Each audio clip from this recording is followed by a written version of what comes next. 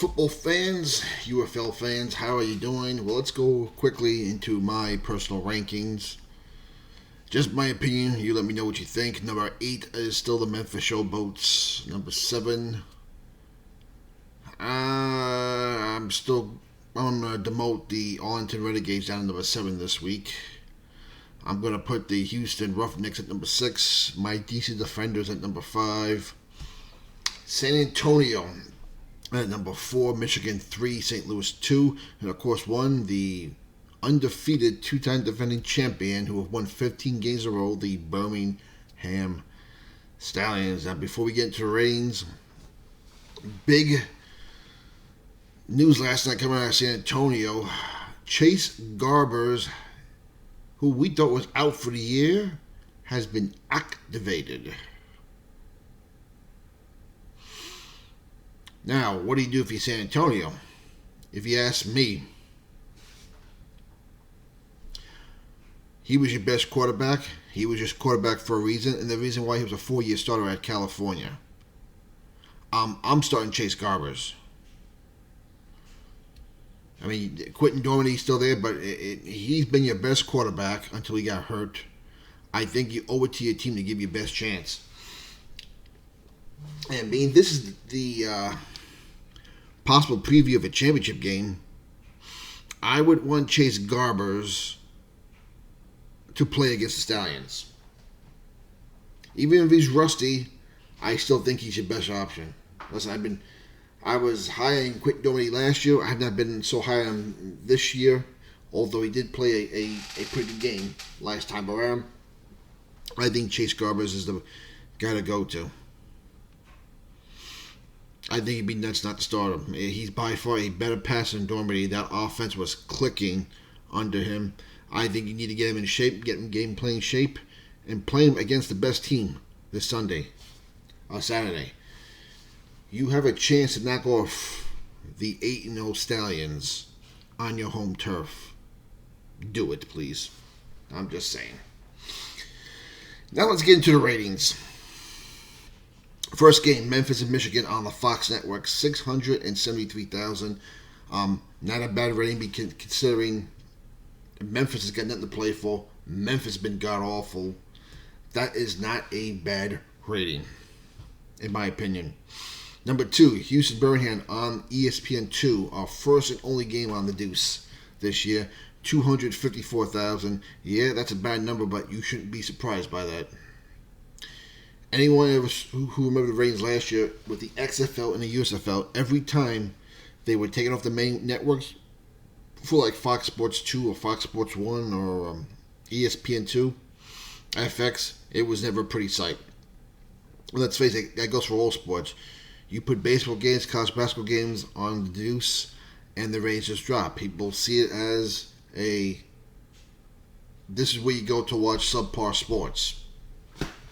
Even if that's not ESPN's intention, that's what it's pretty much considered.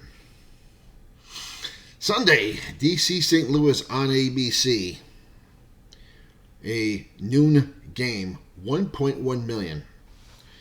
In a game that probably had the most on the line because if St. Louis wins, they're in the playoffs.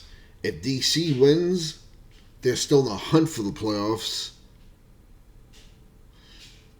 And give themselves a chance. 1.1 million, that's a damn good number. And finally, on the Fox Network, the Sunday night game, the primetime game, I think, was it a primetime game? No, it was a 4 p.m. game. Arlington, San Antonio on the Fox Network, 545,000 people saw that game. And in a game which I thought Arlington could win, San Antonio did end up winning anyway. But it was a pretty good game. Was it as good as the other ones? Probably not. I thought this would be the most exciting game of the week. It turns out that even though all these are one-score games, I had to find that one the most exciting game to watch this weekend.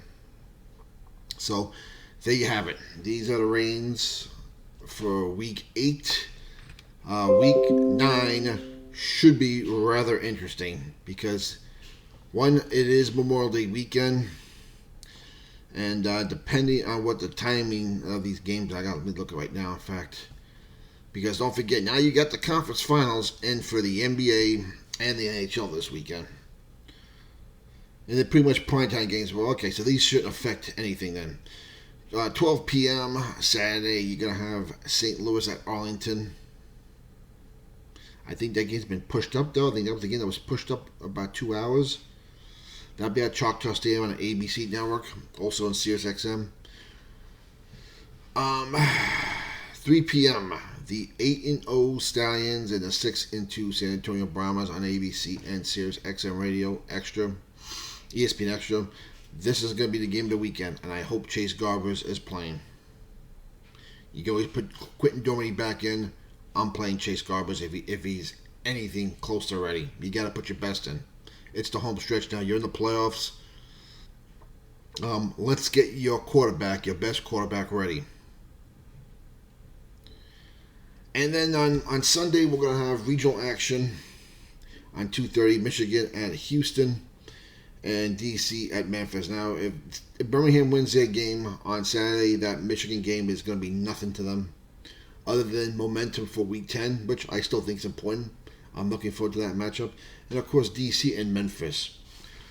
That is going to be the most meaningless game because they have nothing to play for other than a paycheck, in addition for the NFL, and pride. Also for the coaching staff as well. So, there you have it. There your ratings. There's your upcoming schedule. Chase Garbers, San Antonio, please start him if he's ready.